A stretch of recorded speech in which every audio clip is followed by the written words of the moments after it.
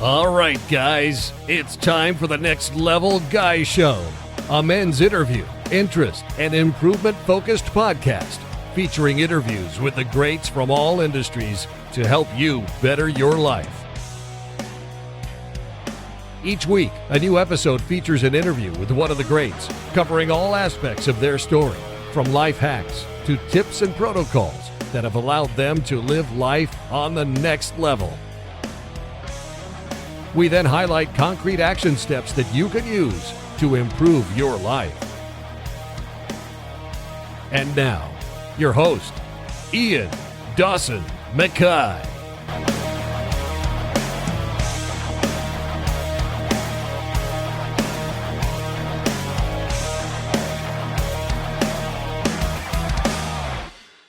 And today's guest is Brad Baych. Brad is a classically trained chef and a former butcher. He's now a YouTube sensation known as the Butcher Wizard. His love of all things meat inspired the creation of his YouTube channel in 2022, which focuses on showing viewers how to butcher large cuts of meat so they can save money and make better meals. The channel teaches butchery, meat cutting, prep and storage, with some very tasty recipe videos for using the cuts of meats mentioned in the videos. He has several videos that are now in the millions of views after only a short time, and his passion for cooking, cutting meat and saving you money makes this a must-subscribe channel, in my opinion. And in this interview, we cover how to save money by buying more, how to pick better quality meat at the grocery store, ways to batch meals, store food better, knife tips, and so much more. And now, let's get to the interview.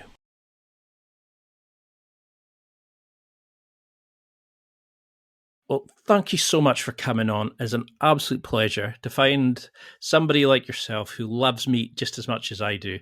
I can't help salivating, and I had to subscribe straight away. Maybe that's a new tagline for you, salivating and subscribing. But for those people who maybe don't know the genius that is Brad Baych, how would you describe yourself? How would you explain what you do? Because you've got an awesome job. Yeah, well, I teach people how to save money on cutting meat themselves at home. So I have a YouTube channel that I teach these simple things where you go to a grocery store, you get a bigger cut of meat than you're normally used to, and cut it down yourself so that you can save money and get a better quality product in the process. I also teach people how to cook meat and do all kinds of different preparations. I started my career. I've always been in food. I've always been in the restaurant business. So I've taught culinary school. I went to culinary school. So again, I have a long career in food, and I just like to share it with people. And was there a particular moment that got you into food? Did you used to cook with your parents? Did you have a particular meal? What was that turning point that really inspired you to get into food? Yeah, it's actually an interesting story. I don't really have like a great background or a moment in which I can think about when I wanted to start going into food. My first job as a 16-year-old. So when I turned 16, I went out to fill out a bunch of applications to get a job, and I got a job in a restaurant that cooked soup. And they wanted it was a soup and salad place. So it had big salad bar and soup. And I was hired to learn how to do the soup section. So that was really the only cooking that was going on in the whole place. And I just fell in love with the restaurant business. I fell in love with just the whole process of cooking something. And that kind of, I never looked back. I just always had I would try to get out of the restaurant business, and then I'd seem to find my way back in. So it was always a comfortable place for me. Because you seem to have covered a wide range. You're classically trained. You're teaching people how to use on YouTube. That you ran a culinary school. You've done all these amazing things. But would you say you have a food philosophy? What's your style of cooking? Because you're classically trained, but what would you say you are now? I think most of what I do now is just kind of teaching people how to get the most out of their grocery budget and how to get the most from just it's hard these days. I have a big family. I have 4 kids. So that's what I'm doing now is like I cook a lot in bulk. I try to find the best deals that I can. I think it's important now more than ever that people learn how to cook and they learn how to save the most money possible. And I think Hmm. that's what I kind of resonate with my audience on YouTube is the fact that I do save money in an area in which it's hard to save money because people think that this like the butchery world is so much shrouded in like I need all this education or I need all this know-how, and you do, but you don't have to go to school for it. You can learn the things on YouTube. Because that's what I love about your show is you show how to do it. It's not just, oh, get it from your butcher. You actually break it down and you kind of remove the mystique of it. But I mean, you did classical training as part of your education. How do you see the transition between what you were taught and how people approach food now with the celebrity chefs and all these sort of these kind of fancy shows? How do you think has it transitioned for the better? Do you find food more exciting now, or is it just like me, you're trying to get as much bang for your buck because with the prices nowadays, or how have you seen that change? Well, I think like when people watch stuff on TV, which are the TV shows are great and get people interested, but like they're trying to get the most like drama and stuff like that. Where when you're actually doing the thing, you're actually cooking for your family. You're actually you're really trying to get meal like a dinner on the table. It's a Yeah. completely different animal, So I think the biggest thing that people can do is just like keep everything. I like to keep everything super simple and not get really fancy. I don't want to spend 6 hours in the kitchen every day. I want to get in, get out, and get a meal on the table. And I think I think one thing that culinary school or one teaching it taught me was the technique part is the most important part. So I don't need to like spend a bunch of time like poring over a recipe because I know how to saute something. I know how to braise something. Hmm. It's the simple techniques that can be done over and over again that are that's the part that you really need to get. Yeah, 'cause I mean, like MasterChef and these sort of things are great, but it's all about the look and it's style over substance. It's not about filling your kids' bellies or your the partner who's just come in from a full day shift. 4 kids, man, that's my sister's got 3, and I like being the fun uncle and being able to hand them back. Hats off to you, running a business, well, an empire, and having kids as well. You're a brave man. So, what was the inspiration then to start the channel? Did you see that a cat in the market that kind of, oh, well, there is the opportunity to teach people? A lot of people are struggling. Well, it's kind of all came together. I was in a point in my life, I had just come off of being a stay at home dad for a lot of years. And then I really wanted to get back into teaching people because that was one of the favorite things I've ever done is be a culinary school instructor. That was like the pinnacle of, I love to teach people who had very little knowledge and really pour into them and just teach them all these things I've learned over my career. So it was, I was like, how can I do that now while I was just, like I said, I was just coming off of being a stay-at-home dad. Well, I said, well, I'll just do some YouTube videos. Hmm. And it was kind of a happy accident because I was like, I love the butchery. That was my favorite thing to do. So I'll start with that.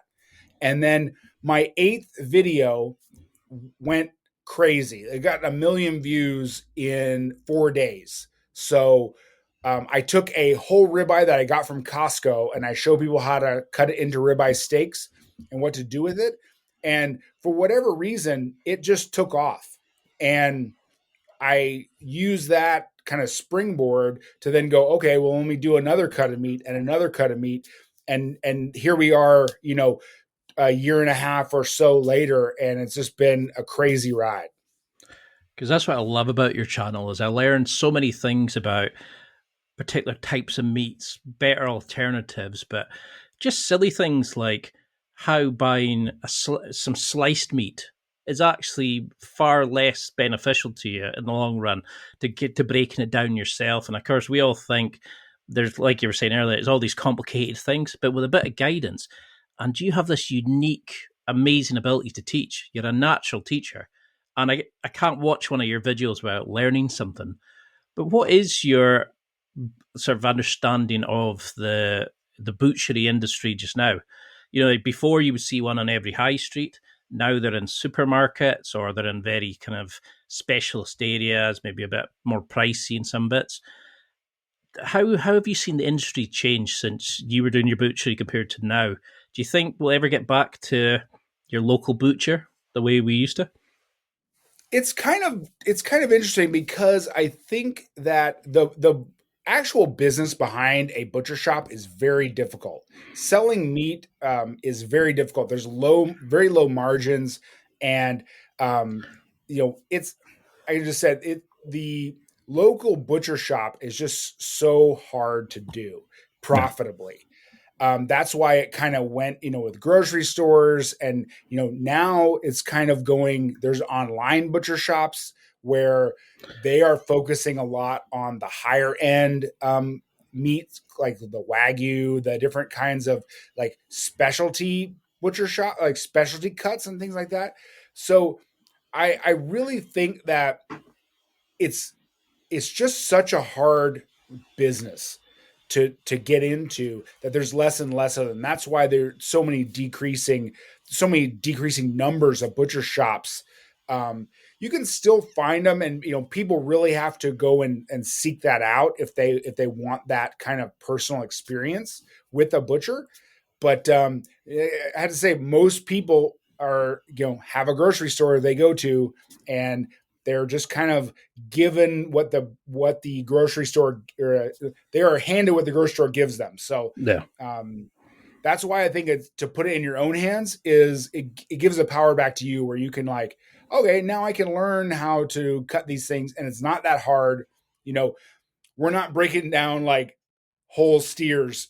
We're just breaking down these simple cuts that it anyone can do it. I mean, I love how in your videos you sort of show the quality of the meat and why you would pick that over that. But then it's also that kind of, well, if you get that, you could have 3 or 4 meals out of it. You could do this, this, and this.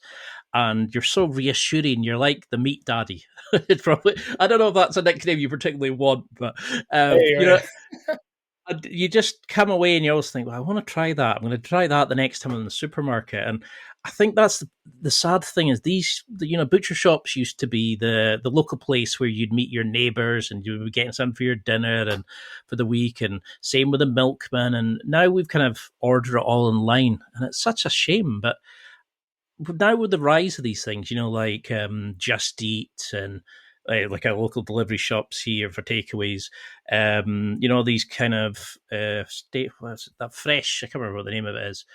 Like you can buy and get the groceries sent to you as a meal packs, and like you're saying about the wagyu, the prime cuts and stuff. How have you seen the meat or how we consume meat change over the last sort of 20 odd years? Do you think it's better the way we kind of approach tackling with what we eat now?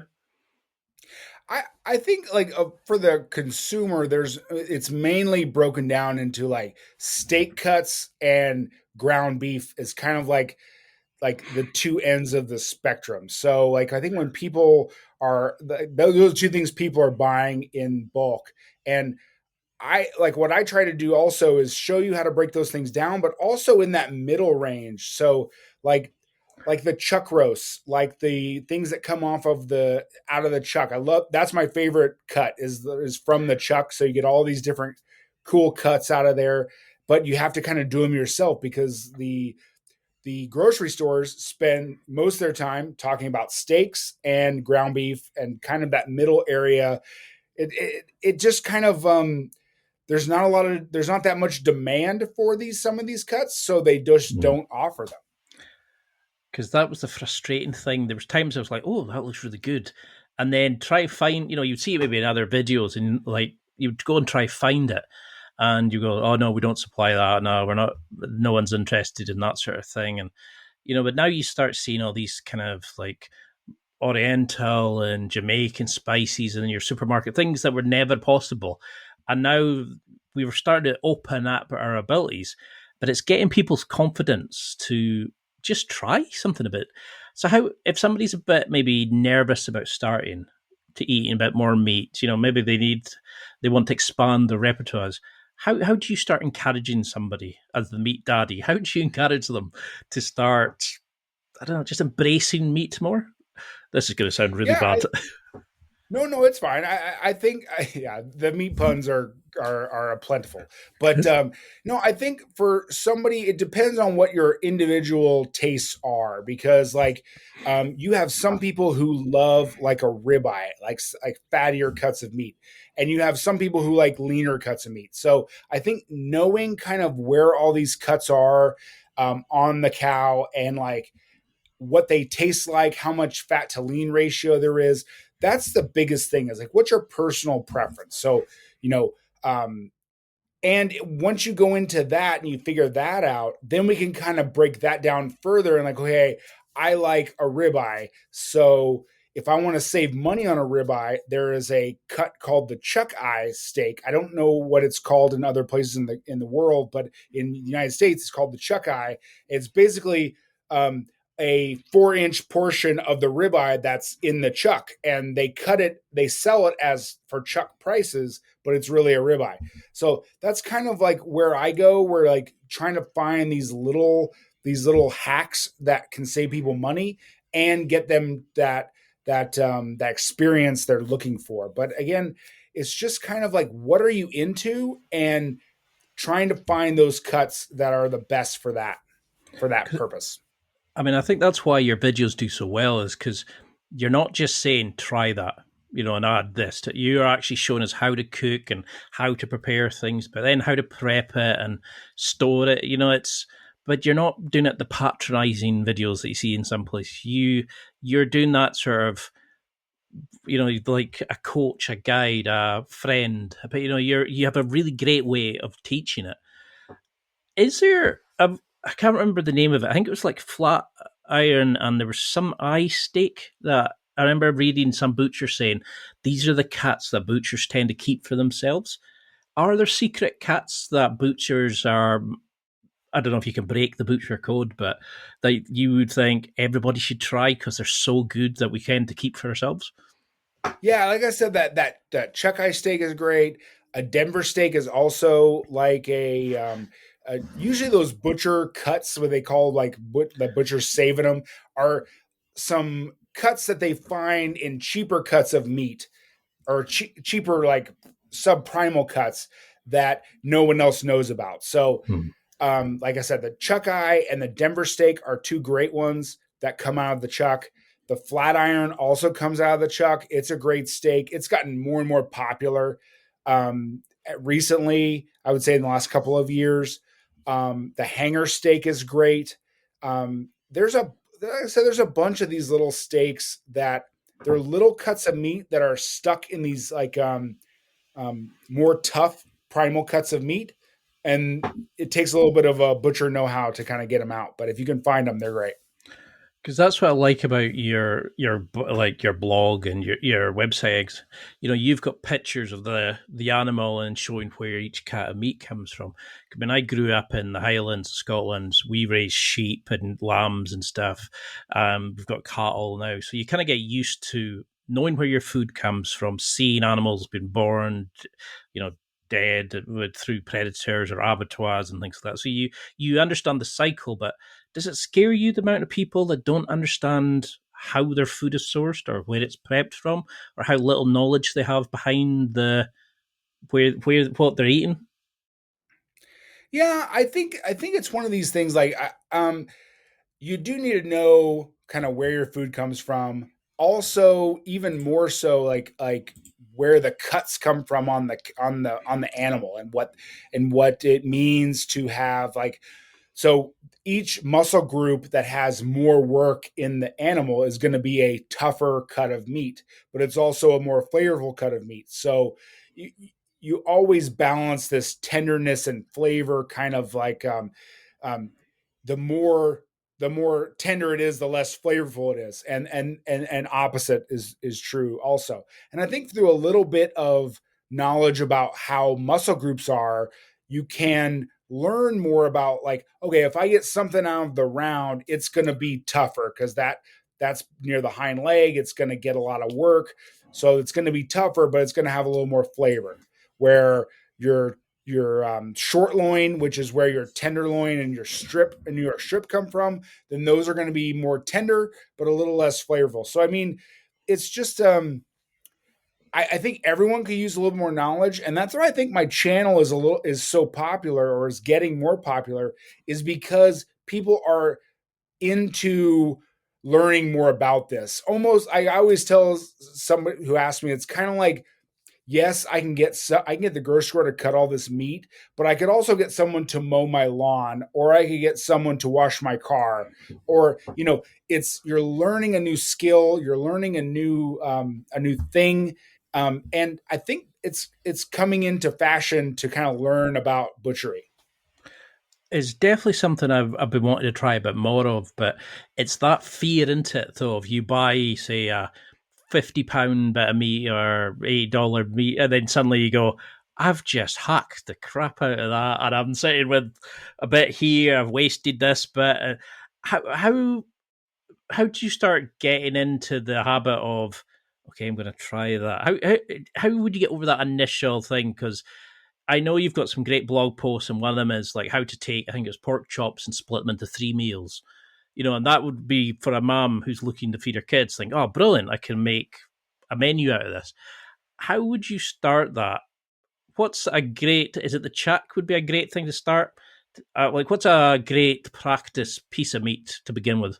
Yeah, I always tell people if they're really new, so you're really new, you don't have how to handle a knife very well, like start with something like a pork is a great way to start, because it's cheaper. So you can get a pork tenderloin, you can get a pork loin, and just kind of work on those skills of taking down the fat, taking off the silver skin of the pork tenderloin, cutting them into portions, and that way you kind of get some confidence on something that maybe isn't as expensive before you go and tackle some of the bigger steak cuts. Then it's kind of like the actual steak cuts, so the ribeye, the New York strip, are actually really easy to deal with. You're basically just trimming up a little bit and then cutting them into the portions. So they're expensive, but they're also the easiest to deal with. When you get into like the chuck rolls, what we call it, and it's the cut that has the chuck roasts and the Denver steaks and the chuck eye steaks. There's a little bit of technique involved, to get the right steaks out of there. But even if you mess it up, you can still cube it all up. You can still braise it. You can still grind it. So even if you mess it up, it's not like you got to throw it away or something. You can still enjoy it. I love that. I love that there's a fail safe to fall back. That kind of moment of, even if you do bugger it, you've still got, I think, was it Tim Ferriss? He said in his 4 Hour Chef book, don't try to cut certain things while you're needing it for a dinner party. Practice it, like, I can't remember what example he has, but it's literally just sit and cut up. But maybe it was an onion while you're watching a TV show, just to get into the habit. Is that the sort of thing that you do to get this sort of the nuance and the skilled sort of maneuvers with the knife to know how to cut and how to follow the grain and all that kind of stuff? Is it almost kind of feel more than skill in a way? It's all about practice. I mean, any skill is all about practice. So I think what people who jump into whatever skill it is think that I'm going to jump in and be like awesome at it the first time I try it. And it does take a little bit of feel. You got to try it a couple times and you'll get better at it as you do it. That's the thing when you watch, like the people at the butcher shop, they do this thing all day long. It was not uncommon to trim 50 tenderloins in one day. That was not uncommon. So, if you do something 50 times, then you're going to get a lot better at it. So I think with people at home, it's hard because you just get the one shot. So my advice would be just to continue, even if you mess something up, just continue, keep going, keep doing it, keep practicing. Because I love that thing you were saying earlier about how if the muscle is used more, it's a more flavorful bit of meat, like depending on where it's capped from. Was there any other surprises that you found during the butcher shop that kind of, or a certain kind of cat or a certain kind of animal that gave this, I don't know, this kind of encyclopedia, this orgasm of flavor or whatever it was? Like, was there something? Was there animals that you, or cats that you just were blown away by that you learned during your time there? Yeah, I think for me, it's more like how you prepare it. So I love things that are slow cooked, that are braised, that are put them on the smoker, like the beef ribs kind of thing, or short ribs that have been braised like for several hours and they shred apart. That's my personal that's what I do a lot of times is I like that well cooked shreddable things. So I I'm mean getting hungry. that's where I gravitate towards most often, and those cuts that do well, those tougher cuts do really well for those braising techniques. Because you mentioned earlier about you focus more on technique, not rigidly following recipes. And I had to take the note of the book where you mentioned, is it On Food and Cooking, The Science and Lore of the Kitchen by Harold McGee, is one you said was like one of your favorite books. How how much of science and understanding of, like marinating techniques and time and cooking methods and that, how much of that do we have to understand to become a good cook, in your opinion?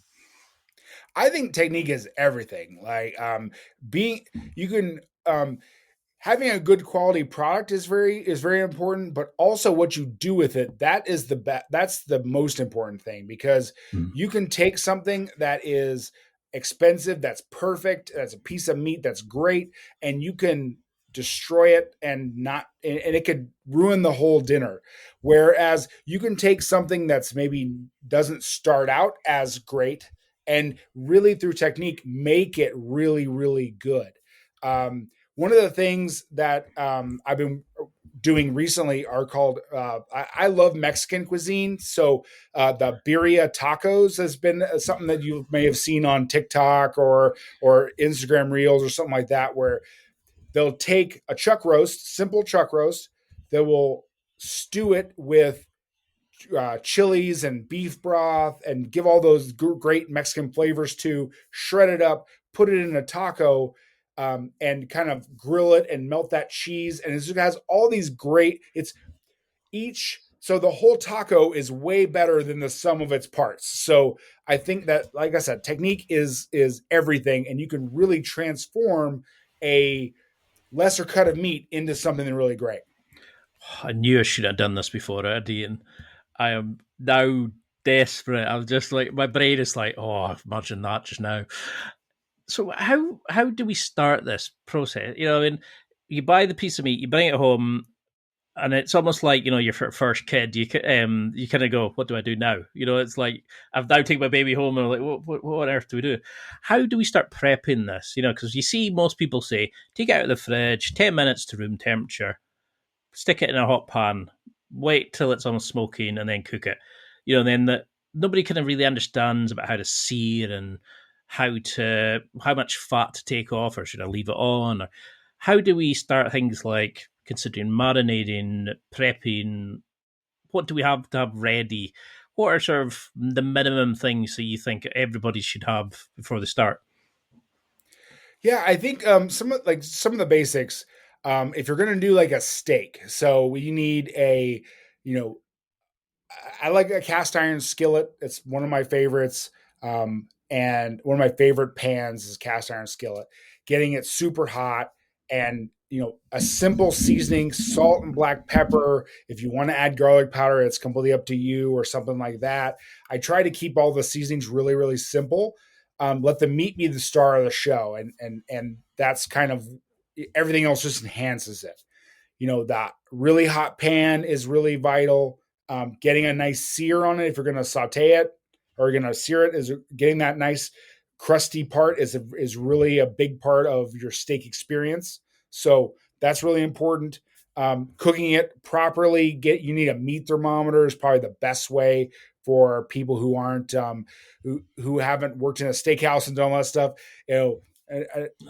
A good understanding of that, and when you pull it, cooking at the right temperature, pulling it out, letting it rest, understanding that it's going to raise in temperature. That's a big thing that people go to. They're like, I saw the thing online, it said medium rare is 135 degrees. Well, if you pull that steak at 135 degrees and let it rest, it's going to be medium well, or it's going to be medium or medium well by the time you want to eat it because of that carryover cooking. So you got to pull it a little bit 10 degrees before. A big secret of every steakhouse is they put a little bit of butter on every steak that goes out. And it melts by the time it gets to your table, so you may not understand, but that's why one of the reasons that a steak at a steakhouse tastes better than the one at your house is because there's a little bit of butter on every one. But yeah, just keeping it super simple. I think that's for me, that's the basics.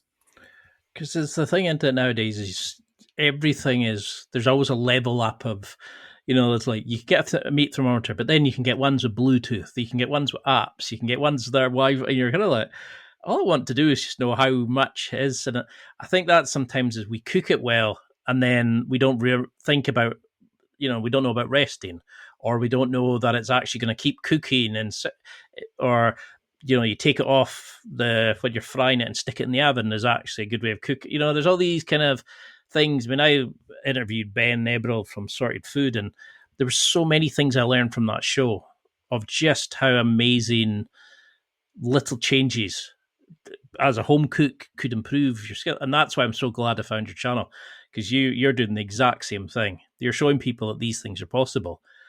Is there things that we shouldn't order when we're out that are a waste of money? I seen somewhere about, was it Gunga Foods? He was talking about dry aged foods, meats, because they're not always.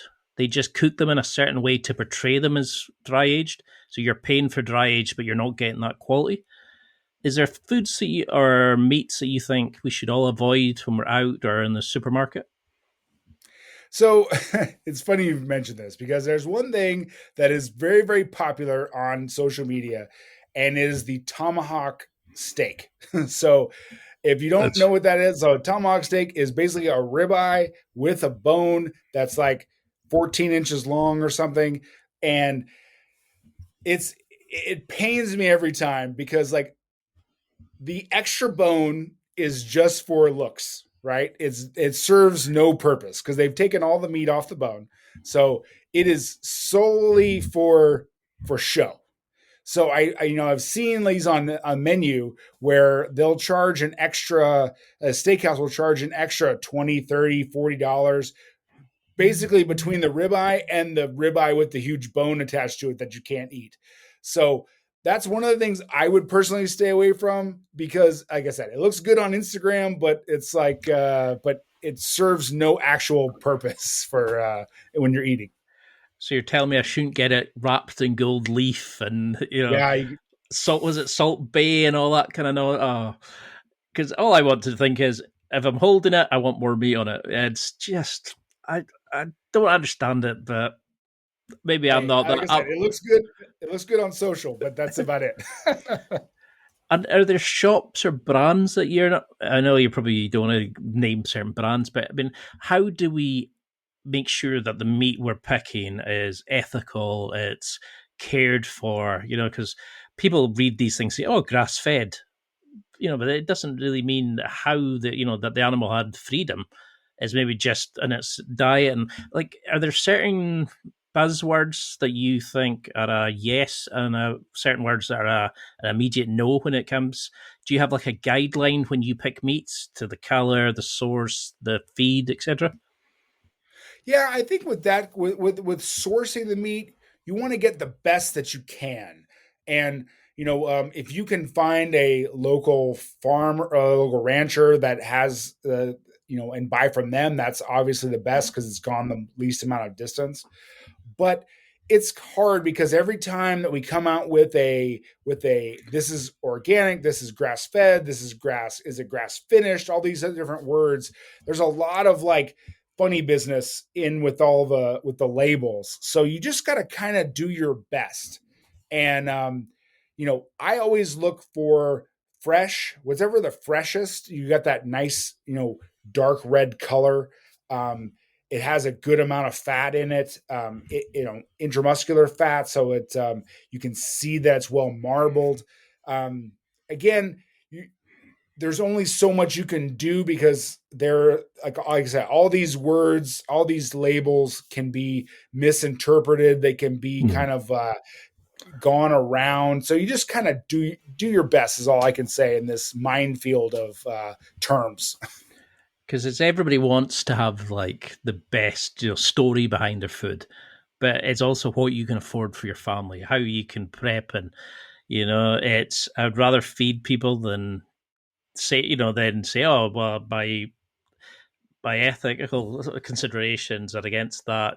When I grew up knowing that where animals were going to come from and where they were going to go, there was a show on our Channel 4 in the UK where they showed you a live animal went in, they showed them how it was killed, like the abattoir section. And this was all like in the studio audience, but then they showed you the butcher, how he would skin it, take off the feathers, depending on what the animal was, prep it, and then he'd give it to the cooks. And the number of girls in the audience who were like, oh no, I'm never eating it again. That's disgusting. Oh, it's so horrible. And you think, well, how do you think food comes out? And like there's arguments against the way halal cooking, like how they sacrifice animals to how certain abattoirs probably work, and there's all these kind of things. Do you have experience in that kind of area?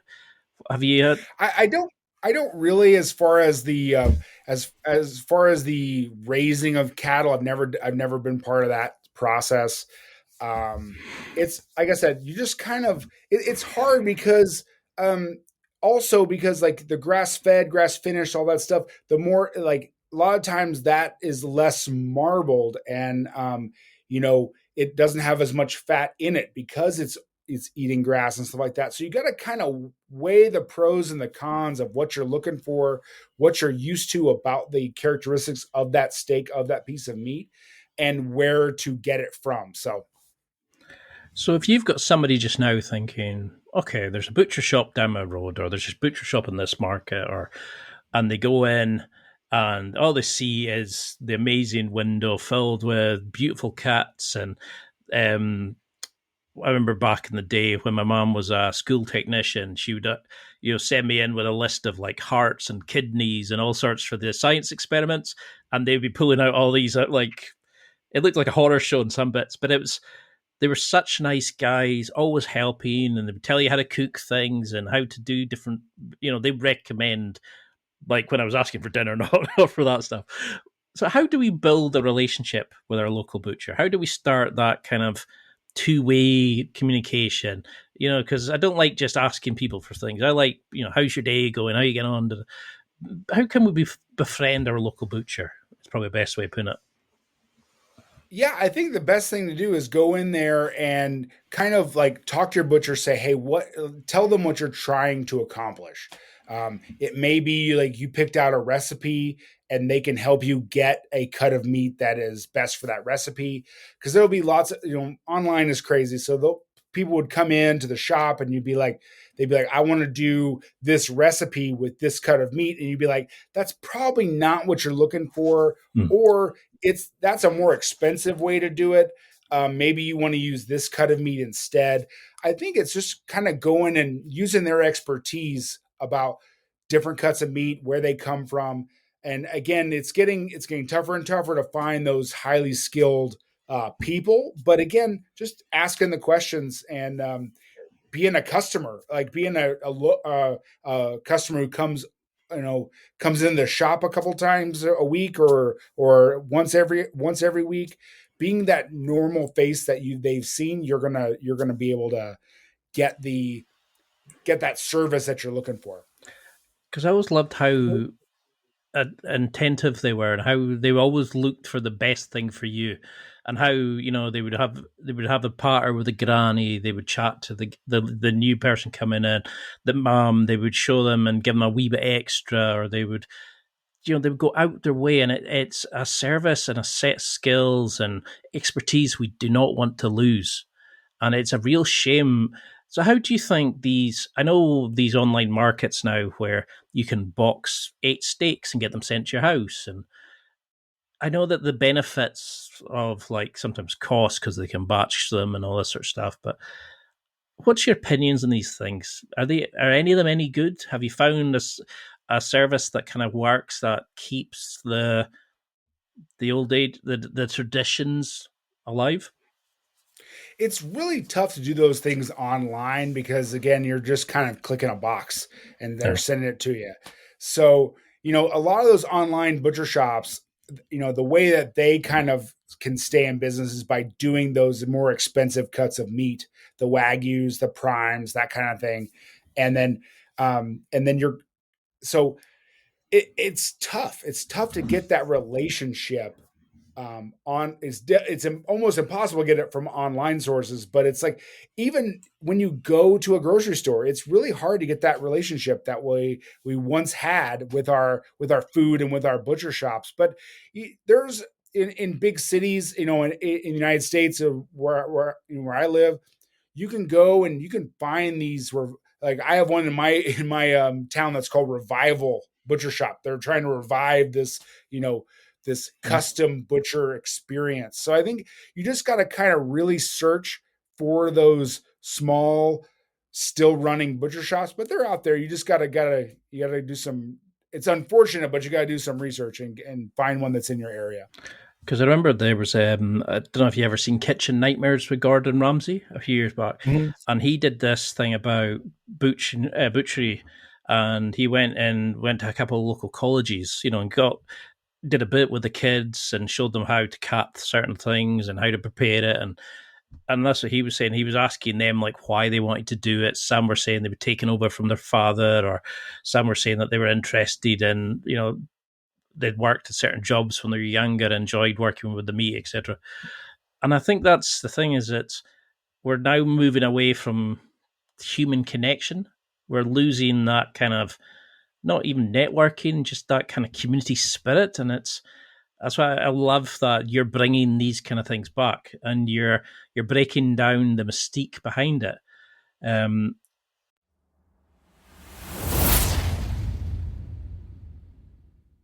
It's time for a quick break. There are millions of potential products to buy, so how do you know which ones are worth your hard-earned money? Simple. You go to nextlevelguy.com/affiliates and explore those that will transform and improve your life. You'll find deals, listener exclusives, and special offers with some great companies. Recommendations are 100% honest and only on items Ian has tried or believes in. The companies showcased will make you a better man in all areas of your life. Simply go to nextlevelguy.com/affiliates and level up.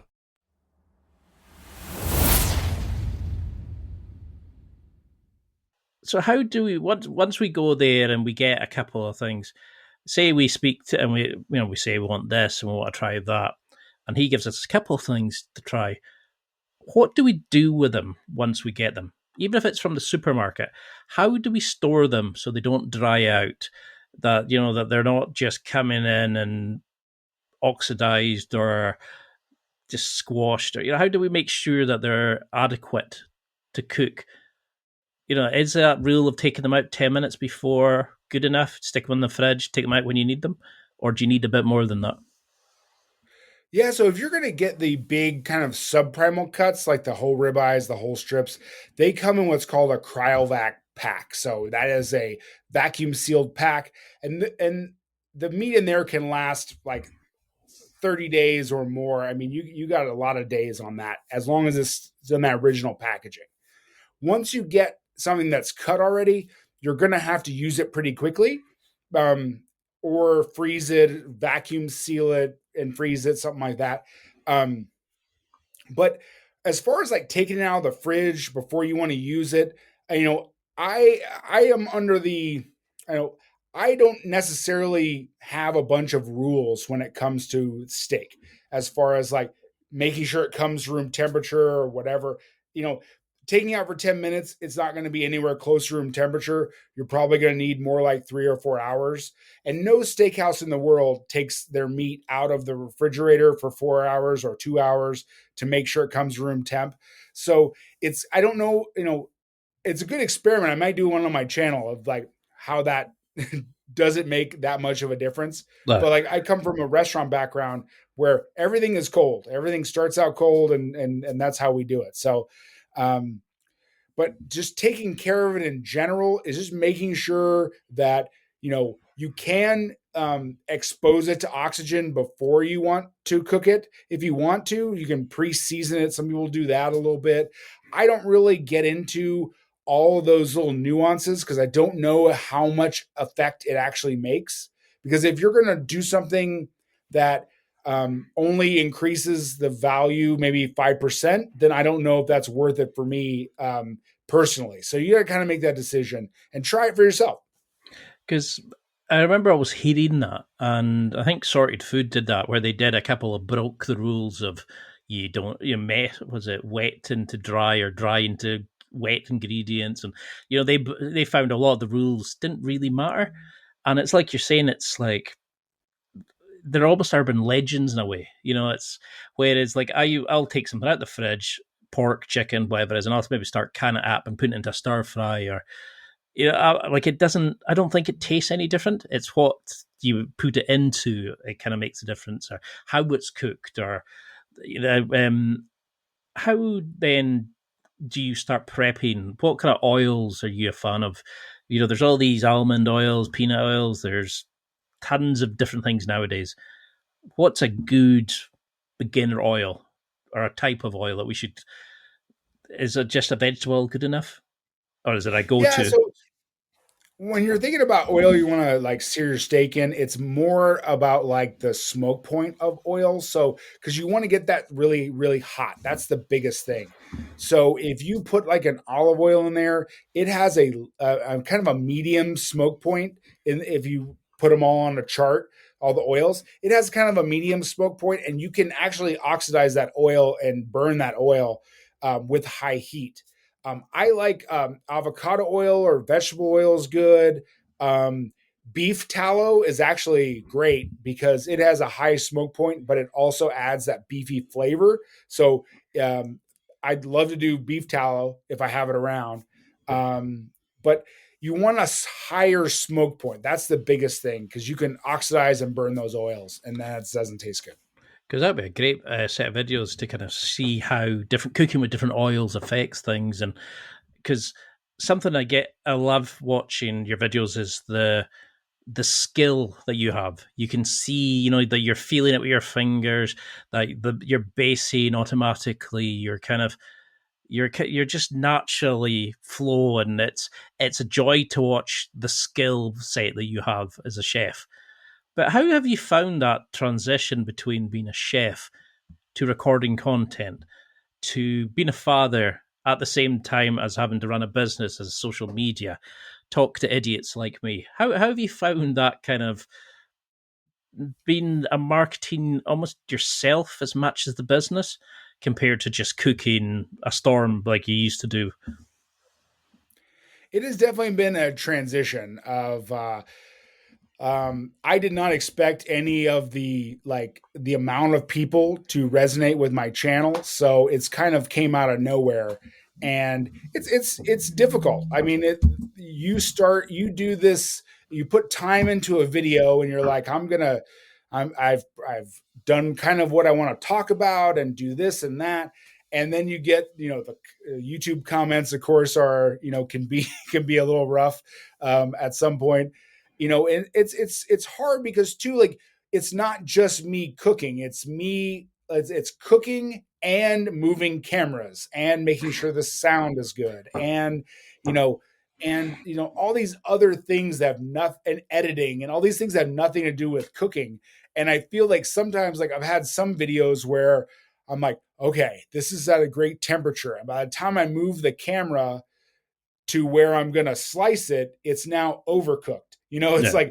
like that time in which I had to do something else, and now something else has gone wrong. So it's it's definitely a different skill set. Like that's kind of why I like, it's like the fact that I have a background in this and I don't have to think about what I'm going to say when I'm teaching someone about meat, because I've done that several times. I've done it lots of times. Mhm. So I don't have to think about that. But what I'm thinking about all the time is, where's the camera? Can you hear the sound?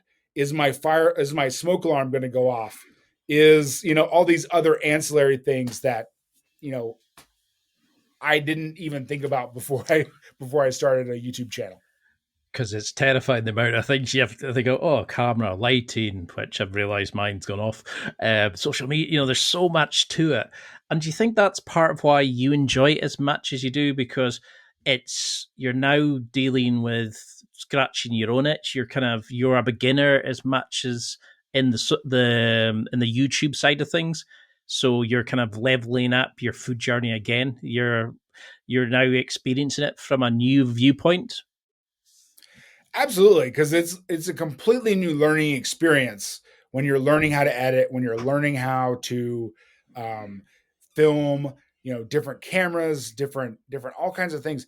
It is a completely different skill set. So yeah, it has been, and even the business side of it. If you want to even get into the business side, I never really got into that, and now I've launched my own products. I've had other, done some sponsorship deals, all kinds of stuff. And it's like, you're not prepared when you start out. I was like, I'm just trying to teach people how to cut steaks. I don't know how all those other stuff works. I mean, talking of your knives, for example. I mean, I had a whole set of questions on how to maintain a knife. Because a lot of people get a knife and they use the same one till it breaks. They never sharpen it and then wonder why it barely cuts like anything. How do we maintain the knives? How do we pick knives? What's our go-to knives? And how did you go from doing that and teaching people to creating your own knives and having them sold on Amazon? Because that's such an amazing thing. But what was that? Can you go into a little bit about how to pick a knife, maintain it, and then tell us about how you do these amazing things? Because you just seem to be hitting the ground strength to strength. Well, I appreciate that. But, as far as people, like, you need a good chef's knife. That's like your go-to. You need like a good knife that you use every day. So that's where I suggest that people spend the most money, is in that knife that you use every day. And then when you go into some of these other knives, then it's kind of like, do I want to spend a ton of money on the different kinds of knives, and what do I use? Because the part that gets me is like when you get these like knife sets, and you get one maybe when you got married or whatever, you get a nice knife set, but you never use. There's been like 3 knives in there you never use. Mm. Well, I like to piece it out and get the knife that I'm going to use. So, and taking care of it is you're going to have to sharpen it every month or so of continuous use. You can use a honing steel, which is probably came in one of those sets, but it's like a long piece of metal that you take and you hone that steel, you hone that knife, and that's what you do every time you pull the knife out of the block. So what that does is basically, as you use your knife, it gets like, if you were looking at it, the blade would curve over. You can't see it, but it's happening so small. But that's what makes it dull. And that honing steel gets it back to sharp really quickly, and you can do it. You can do it every time, and then every time you use it, and then you go ahead and hit it with a sharpener, maybe once a month, once every 2 months, depending on how much you use it. So it's very simple to and there's lots of gadgets. That's the great thing too. Now with all kinds of technology, there's lots of gadgets. I just use a whetstone a lot of times, but there's other things you can buy online that'll help you get that precise 20-degree angle to make sure those knives stay nice and sharp. It's quite As therapeutic, far isn't it? When you what's the word? When you're sharpening it, like it's, I don't know, there's just something about it. I quite like that feeling of doing it. It's almost like it gets you ready for the zen of cooking. Absolutely. Yeah. It's kind of like, taking care of your tools of your trade, like making sure it's all set to go. So how did you go from then sharpening a knife to creating a knife? Because Yeah, that's a that's great story. So when my on that video I was talking about that did really well on all of a sudden on YouTube, I had suggested a certain brand of knife and that I used when I was in the butcher shop. I mean, I used this brand of knife over and over again, and and the style of knife is called a breaking knife. So it's a 10-inch knife that kind of curves at the end, and it helps you get through these big cuts of meat. And it's kind of specific. Um, I had recommended that knife in that video, and a lot of people bought it from Amazon and from this other company. And then I decided after a couple of months, or I'll say maybe a year, that hey, why don't I try? I could probably design a knife that would help people do the exact same thing. And and I went to research it, just like everyone does. Went down Google, went on how to design a knife. What do you look for? We went through lots of different blades, lots of different handles to find the right ones. Um, One thing that I wanted to make sure is, because it's kind of a specialty knife, is that it was affordable for people, because you're not going to use a breaking knife as much as you use your chef's knife. So I didn't want someone like, I could have made it much more expensive than it is. I could have made it $200 or whatever. But I didn't think that, because my whole thing is like, I'm teaching people how to save money. So I wanted to make sure it was at first and foremost, it was affordable. So it's under $50 at the current, it's under $50, and it gets the job done, man. It's a good solid knife. So, and then we put it on Amazon, and it's been doing great. People have been really uh, not only from the channel, but also just from people from Amazon buying it. So I mean, it's been a real good decision to do that, and hopefully we got more products coming in the future. I love how it's that moment of you don't just stop at affiliate sales. You're kind of like, people deserve a good knife. I'm going to go make one. And I love how you've got that passion to then level up and go, right, okay, I need to go and find and create something that I would use, that other people would use. And it's delighted how popular it is, and there's some raving reviews. So if now we've got our knives, and we get them, the chef's knives and things like that, are things like grinders, these kind of like food processors, how much of this is overkill compared to, what's a go-to list? If, say, you had a wee bit of money to spend and you wanted to improve a home kitchen, what would you put on as, say you had a couple £100 to spend, a couple $100, whatever it is, what would you want people to put their money into? Yeah, I think that a meat grinder, I think, is essential for what I do on my channel, as far as like so if you're going to break down your own cuts of meat, there's trim, there's fat, there's meat that's trimmed off. So to get total utilization of that, you need to have a meat grinder and grind your own ground beef, and it is super easy, and it's so much better than what you get at the grocery store. Talk about freshness, quality. You're using like real steak cuts, real cuts of meat, like everything. Like, I know there's like a whole like pink slime. I don't know if you guys probably don't have this in the UK, but in the United States, there's all this like additives they put in some lower grade ground beefs, and you don't know what kind of meat, you don't know what kind of cuts are in there. Doing it yourself really helps out with that, and I think a meat grinder is pretty essential.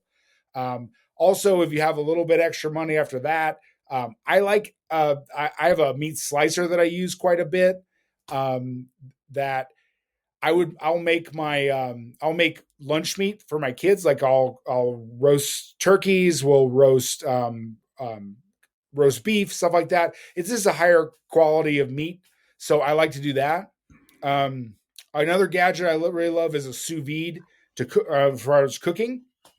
So it's that sous vide one that you can it it heats water to a very specific temperature, so you can put the meat in a bag in the water, and it'll cook that meat till exactly the right temperature, and then you pull it out, you sear it, and it's perfect every time. So there's just I like I like meat gadgets, or I like cooking gadgets. So I love how those are a few of my favorites. I love how you're actually just like picking the things that just just gets it done. Because there's all these amazing things you can spend like hundreds of pounds on a thermometer, but you don't need some of these amazing things. They're good if you can have the money for them. But I've always wanted to try, like, was it chuck, like trying different steaks, um, like sort of beef mince and all that for different beef burgers. Absolutely love a burger. So I always tell myself I'm going to go and try different percentages of fat and different types of meat. And haven't done it yet, but it's on my to-do list. And I was watching one of your your videos the other day, and I was like, okay, I need to go get one. And then I remember watching you were mentioning sous vide, and I was like, damn it, now I want to go get a sous vide. And I love how the encouragement from it, and you make it look fun and enjoyable. But for a lady who's got kids, or for a young guy who wants to go to the gym and needs to batch his food, or just somebody that wants to cook a bit better, I probably shouldn't have narrowed it down that much, but how do we plan meals if we're purchasing these bigger bits of food? How do we, because you've got an amazing blog post on how to split a pork chop. I'd love to see more videos like that. Like, here's 3 different meals you can make from this bit of meat.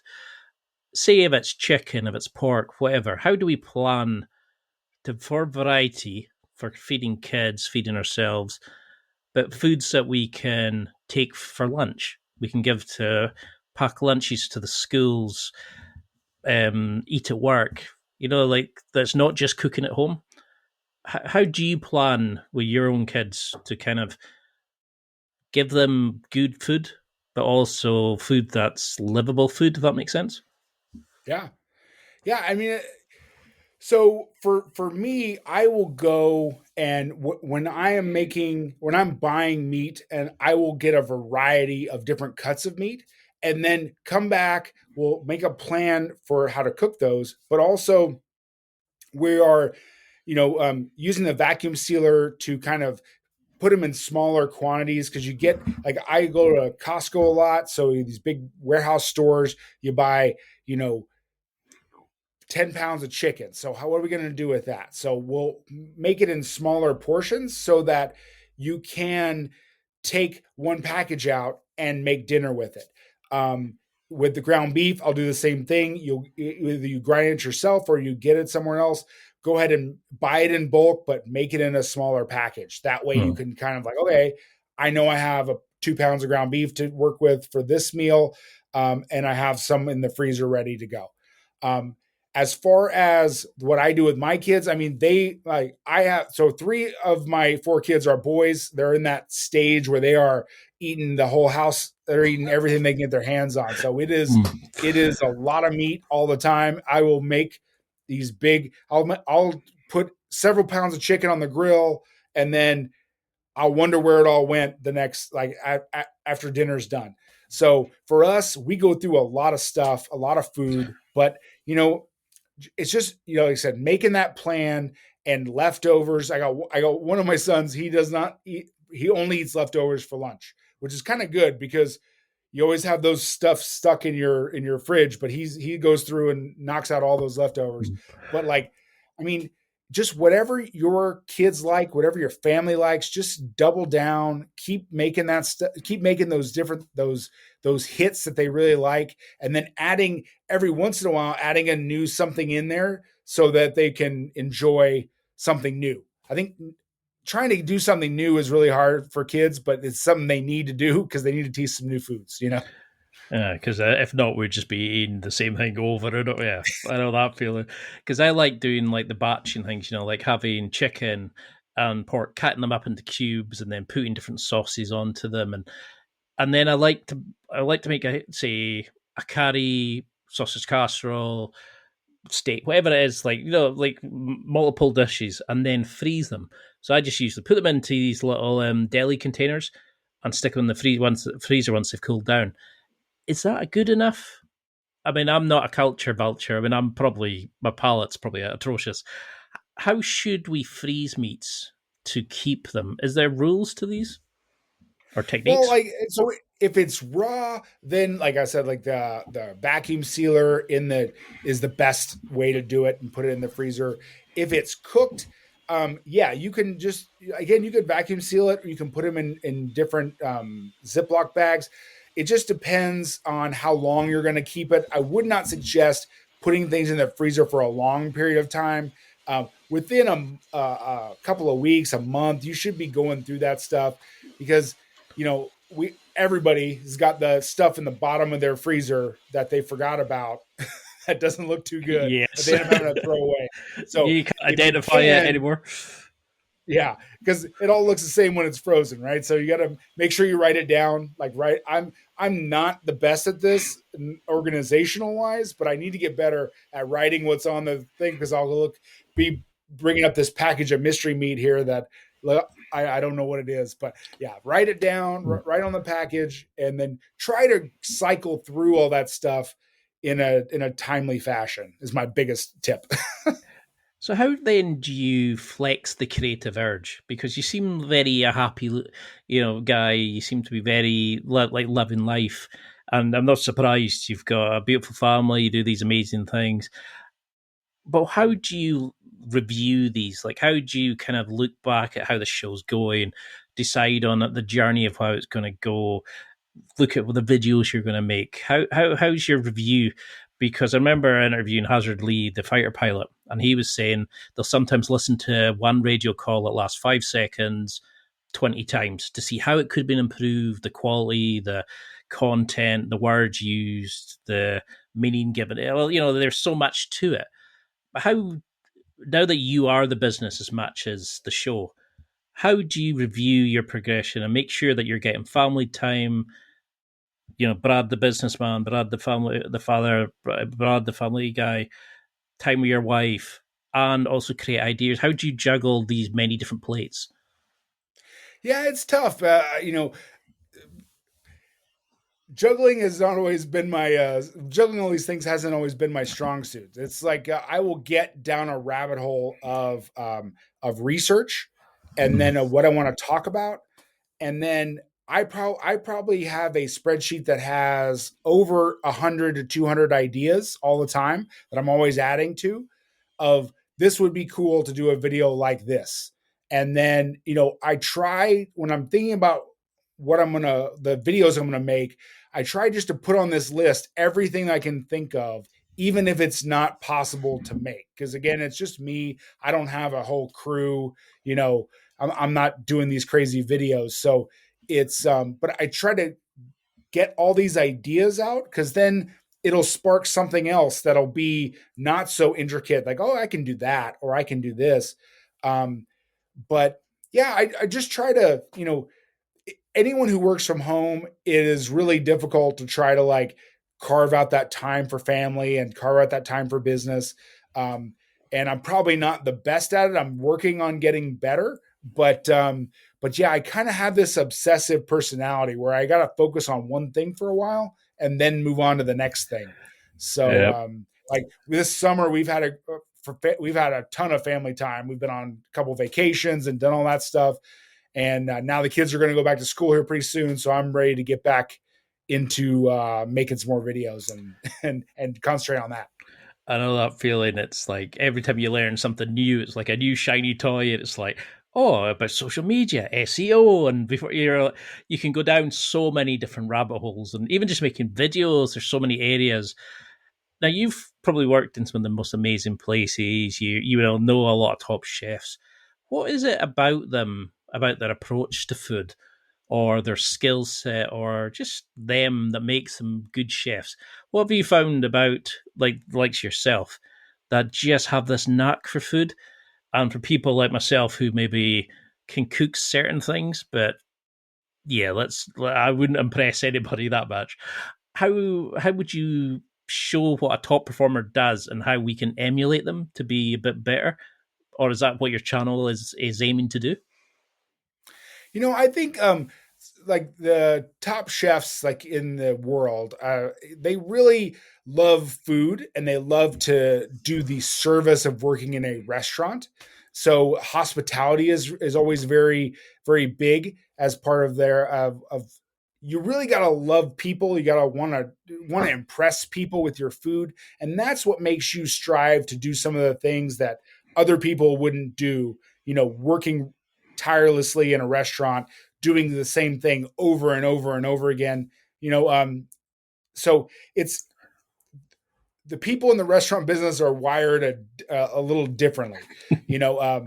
They're obsessed. They are people. The great ones are really like singularly focused on perfection, and I think that's the difference between a person who does it professionally and a person who does it like person who just cooks. It's trying to um, learn those basic techniques and practice them over and over and over again. Because I think what people do is they'll make a recipe and they'll make it one time and then they'll be like, oh, that didn't work. Well, you got to make that recipe like 10 times. And then once you make it 10 times, then you can kind of decide if that's for you or not and how easy it is to do. Because in a restaurant, they're making the same dish hundreds of times, thousands of times, So I think it's the repetition that really can help the home cook is, don't give up, just keep going, keep making something, keep making it over and over again and practicing the same technique. I love that. I love that idea, like that style of cooking. You don't need to know everything and have all the fancy gadgets. You just need to kind of explore, but it's also enjoy it as much. I think because sometimes people get so wrapped up in, are you vegan? Are you a vegetarian? Are you this? Are you that? We kind of just forget it's like food shouldn't just be fuel. You should also enjoy what you're eating and savor it. And it's, I'm trying to think which interview it was. I think maybe it was Ben Ebrel, when he was talking about it's also a thing. Food should be getting everybody around the communal kind of, like back in the tribe day kind of thing. You all sat around and ate and talked and connected over a plate of food, and it's sadly disappearing. And that's why I'm so grateful to my parents. We ate at a dinner table with our family. You all took time to stop and eat with each other, and I've seen people who don't have that, and I feel for them because it's sometimes how you connect to your family on a deeper level at dinner times and things. But how do you then take your time away from this? You've got a busy schedule, you've got 4 kids, you're married, you've got to have time for yourself, you've got to create the show, do the videos, etc. It must be knackering. How do you relax away from this? What's your escapism, or what's a guilty pleasure or something that you do away from the show that lets you just be you and recharge? Yeah, one of my favorite things to do, and I'm lucky that I live here in kind of the south of the United States. I can do it almost all year round. I love to have just a fire in the backyard. I have a little fire pit, and I will sit there and stare at the fire and just hang out. And I'll even if no one's around, I'll do it by myself. Like I love that little bit of solace and that little bit of quiet because I don't get a lot of it, obviously, in my life. But yeah, those are the moments that I really, really enjoy. And people can, if I can have friends and family come with me, that's even better. But like just having that little bit of quiet in my week somewhere is really something that I really enjoy and try to replicate. It must be difficult with so many things kind of ongoing, but how do you think you've changed then as you've gone through this journey and now you're helping so many people, but how have you changed since you become married, a father? How is your approach to food and life and just what you want, for your personal self, your goals, for your kids, etc.? How has all that changed since you've gone through these transitions in life from being maybe the chef who wanted just to be the best to now to being helping home cooks? How do you think you've changed along this journey? Yeah, I think that does kind of resonate with me as like when I first started working when I was, 18, 19 in restaurants and stuff.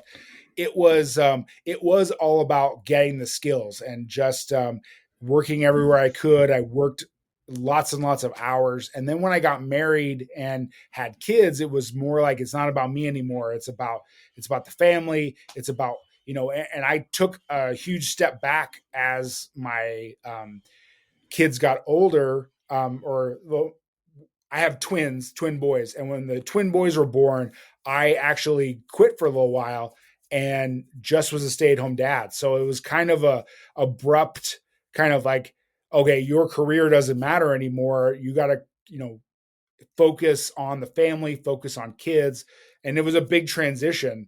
And as they're getting older, as they got older, then I transitioned back into doing something different. And I mean, it's just you evolve as a person Yeah. as you get older, and you realize it's not all about you, and it's about your family and about the things that you can provide other people. I think that's the biggest transition that I've gone through. And now I'm just doing even more on a bigger scale, teaching people, over YouTube. Like, yeah, like I want to help. I want to help people get to where they want to go. So that's kind of been a big transition for that time period. I love that. I love that. I love that way that you look at it, and you're more than happy to step back to help the family unit get stronger and to sort of continue. And did that help your cooking? Did that encourage you in a way because you weren't just cooking for maybe faceless guests? You were now cooking for like people that you loved more than life itself. That you were seeing the joy that good food did to your love, your family members. To then you thinking, I need to replicate this to teach other people how to do this. Did it open another part of you? It was really different because it goes from being like highly scheduled, high pressure to then, hey, we're just hanging out, we're at home, we got a ton of other things to do as well as make food. So I think it was so much of making sure that they were taken care of, Hmm. and especially in that time when they were all little, because we had three kids under 2 years, like 2 years Yikes. old for a little while. And it was like, okay, it's all hands on deck. We're lucky if we get any food, like lucky if anything gets cooked. And then as they grow older, then it's like teaching them how to cook. And my son actually yesterday, it was kind of a great story. He came up to me earlier in the week and says, I want to cook this meal. And he gave me like, it was like a French inspired meal. He loves like things that are from France, and I guess the Olympics are going on right now, so that was another thing. Hmm. And he got the recipes, he got everything, and we cooked it together. And it was like that was some of the best times I've had just cooking with him. And it was just a lot of fun. It's just like I said, everything changes throughout when you get older as you go through life. Will that be the sort of evolution then of the brand that you'll start bringing the kids in and you'll show like you cooking with the wife and making family meals and teaching them things, like showing them how to cook things so that we learn as we follow along? What do you want the plan for this? Are you just having fun creating the brand? Or are you thinking, okay, I want to have this many followers, I want to do this area, this area, this area? How much thought are you putting into it, or are you just enjoying the ride?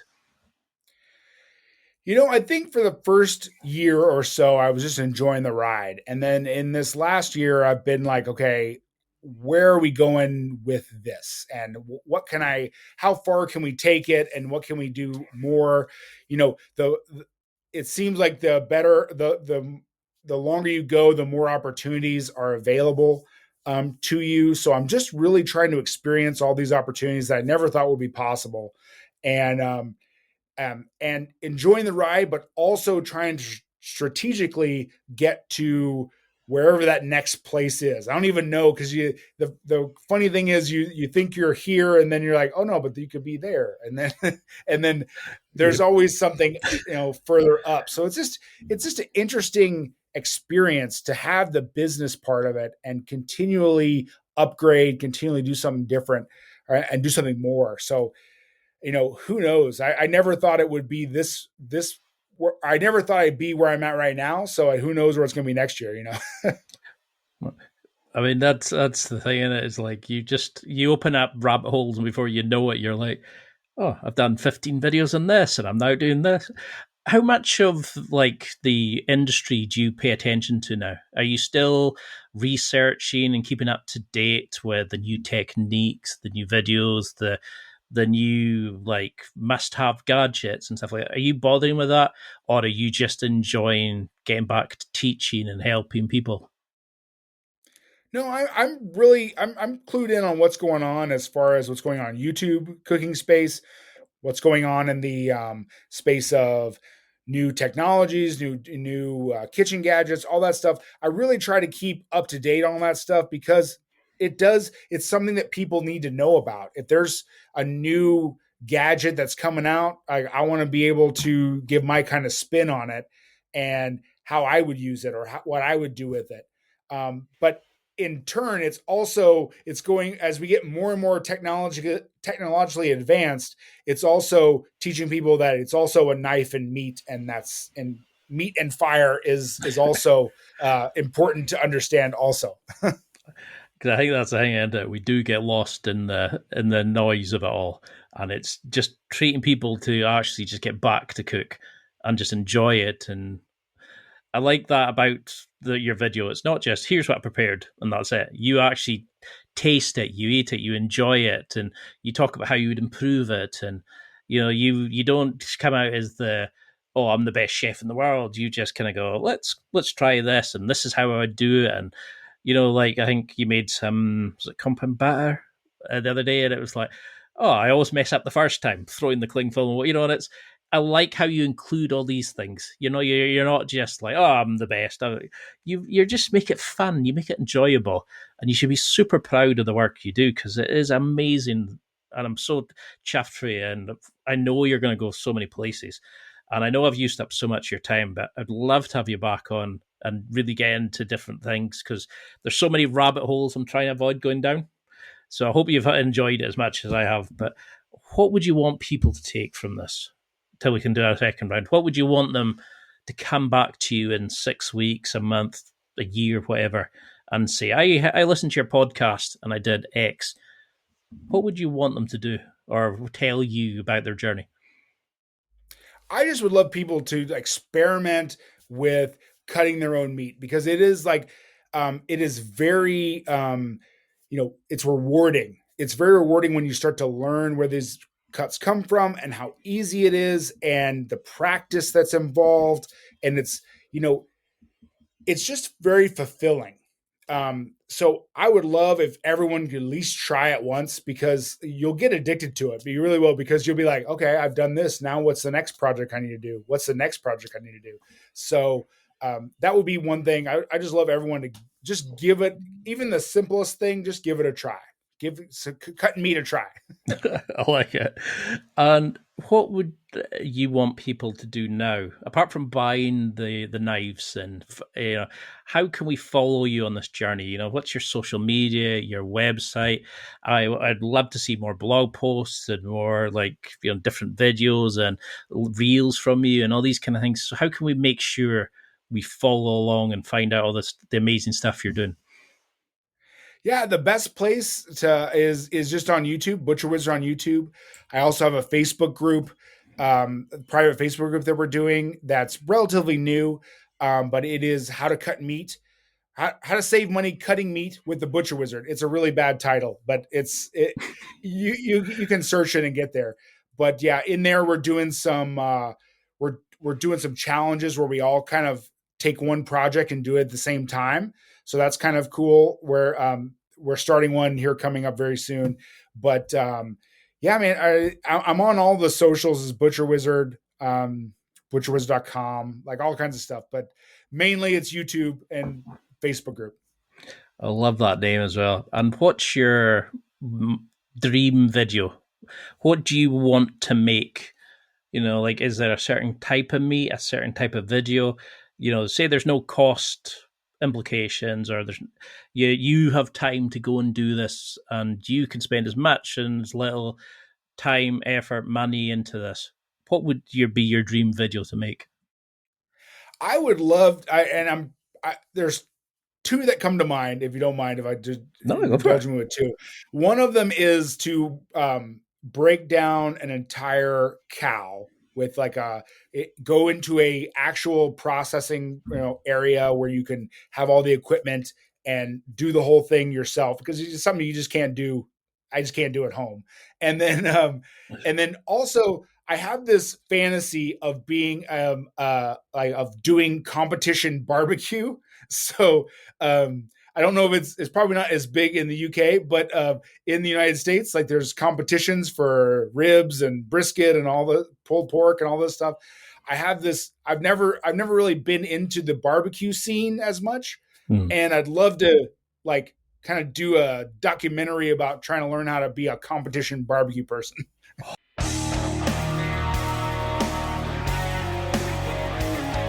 Well, that's it for another week, and thank you for listening.